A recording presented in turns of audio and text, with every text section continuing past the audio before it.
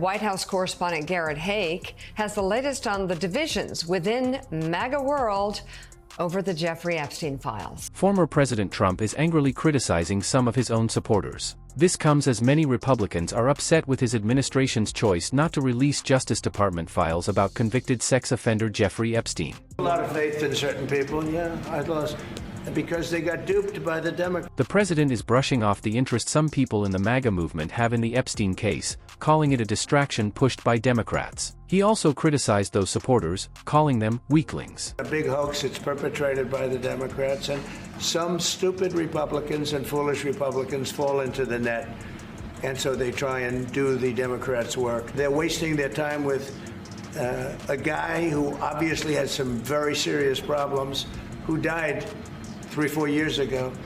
I'd rather talk about the success we have with the economy, the best we've ever had, and all of the things we've done, including in the Middle East. However, the push to make Epstein-related evidence public actually started with some of the president's most vocal supporters, including people now serving in his administration, like FBI Director Kash Patel, who called for it 2 years ago. On your big boy pants and let us know who the pedophiles are. This from the president's son. How is it that my father can be convicted of 34 crimes, but no one on Epstein's list has even been brought to light? Declassify the Epstein files.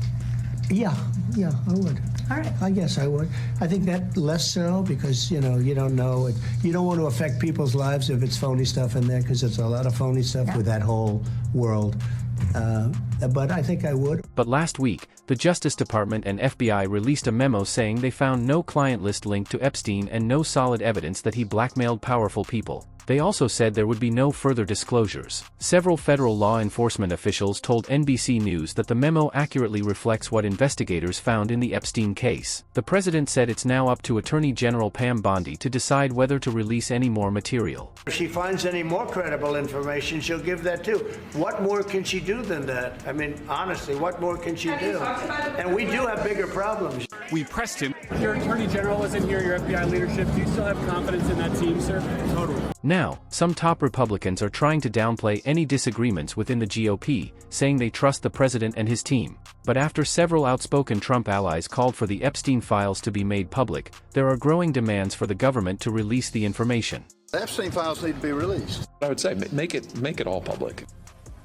NBC's Garrett Haake reporting there. Let's bring in NBC News and MS. All right, time to bring in the heavy hitters. Political analyst, Pulitzer winner, and a national security editor? You know it's about to get very real. Buckle up, this panel isn't here to sugarcoat. Analyst, former U.S. Senator Claire McCaskill, Pulitzer Prize-winning columnist and MSNBC political analyst Eugene Robinson, and NBC News senior executive editor for national security, David Rode. Good morning to you all. David, let's get into some of your reporting on all this.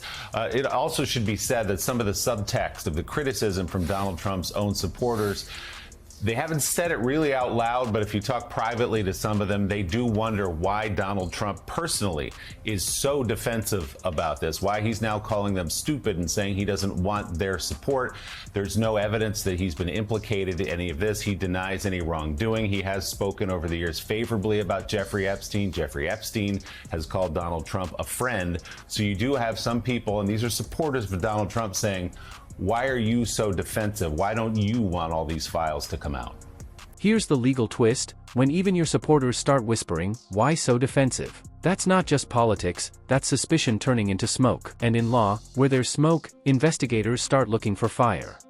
I guess that's understandable suspicion given so many stories that have been told about Epstein and so many conspiracy theories. But our reporting, and thank you for including earlier the reporting by Tom Winter and Ken Delaney, who I work closely with, is that there isn't, a damning new client list. It's what was in Garrett's piece.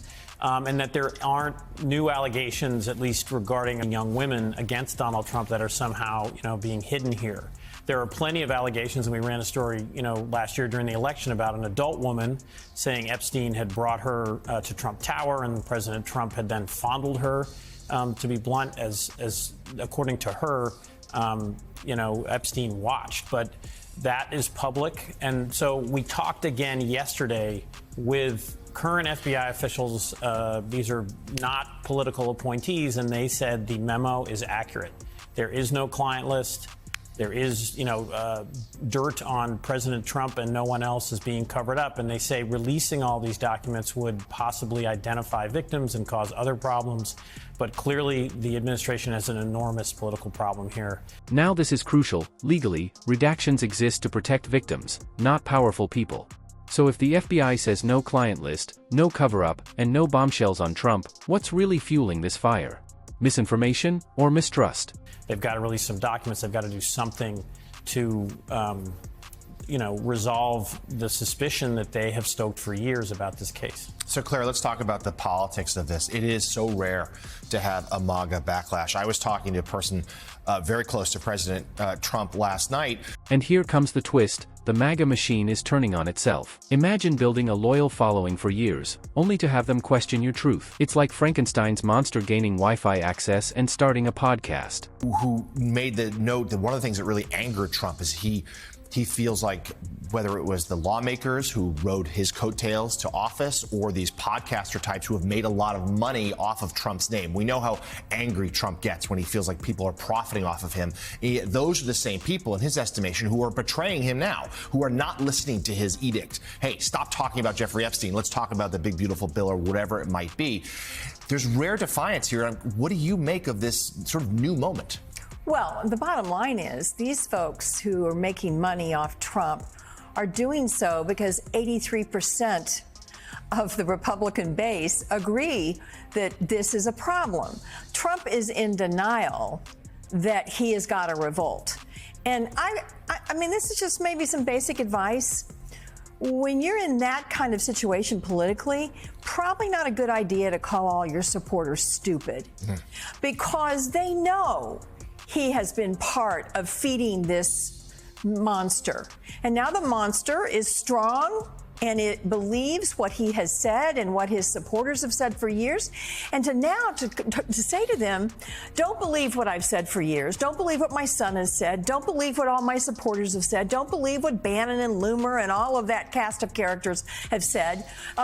Just forget all of that. And that's insulting to people. So he is insulting his supporters that have microphones. That's a dangerous thing for him to do. I mean, he is, talk about high on your own supply. That is Donald Trump right now. So Eugene Robinson, I mean, there's probably a limit to how far this rebellion will go. We saw Congress, Senate pass the rescissions bill. Like, that was basically doing Trump's bidding. They abdicate more of their own power to him and his spending priorities. But yet he can't quell this, at least not yet. Yeah. And it seems like each and every day another shoe drops, more questions are asked, and for the very first time, he is facing something of an intra-party revolt. Yeah, it doesn't seem that this, at least yet, transfers into any other issue. So yes, they passed the rescissions bill. He got his way there, but.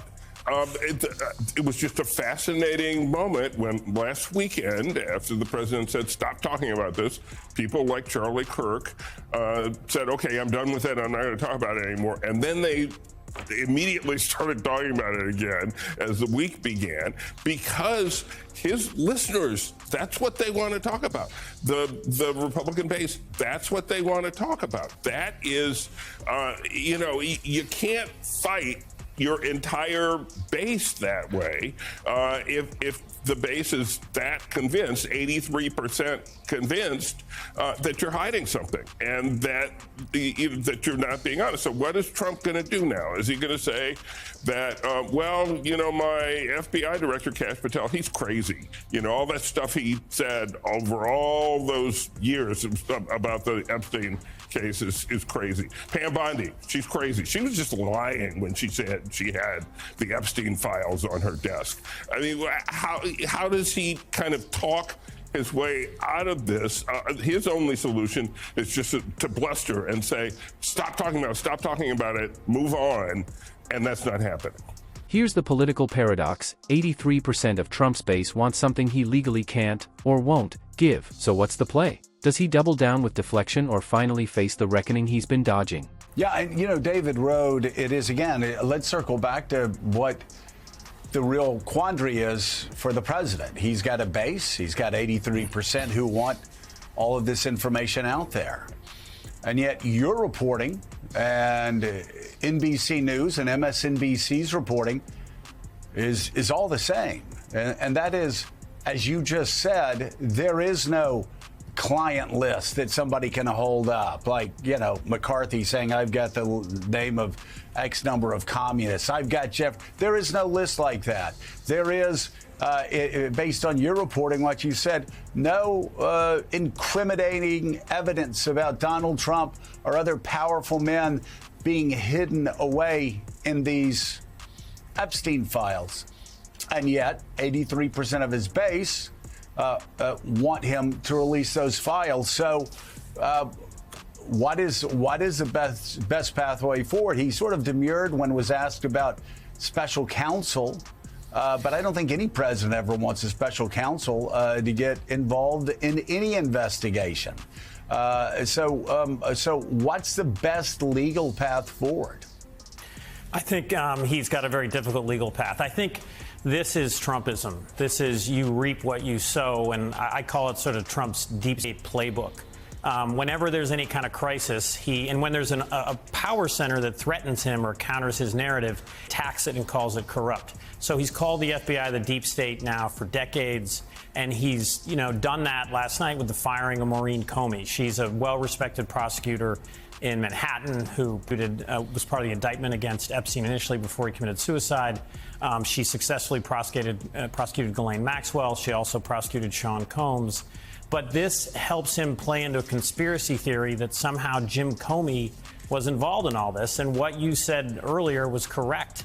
The first investigation that was botched was back in 2005, 2006. That was under George W. Bush. And everything else happened during his first term. So the deep state play is to just constantly blame nameless, faceless government officials. It's ingenious, it's insidious, because it makes people not trust the FBI. It makes them not trust the mainstream media. And now he, for once, has this, this blowing back up in his face. I think he'll get through it. They legally could maybe release some documents, and maybe that would quell it. But I don't see a special counsel helping him. That would just drag this out further. NBC's David Rode, thank you as always for your analysis and insights. This is the part where the conspiracy script collapses under its own contradictions. The deep state, once a convenient villain, now risks undermining Trump's own defense. When the boogeyman you created starts haunting you, that's called poetic justice.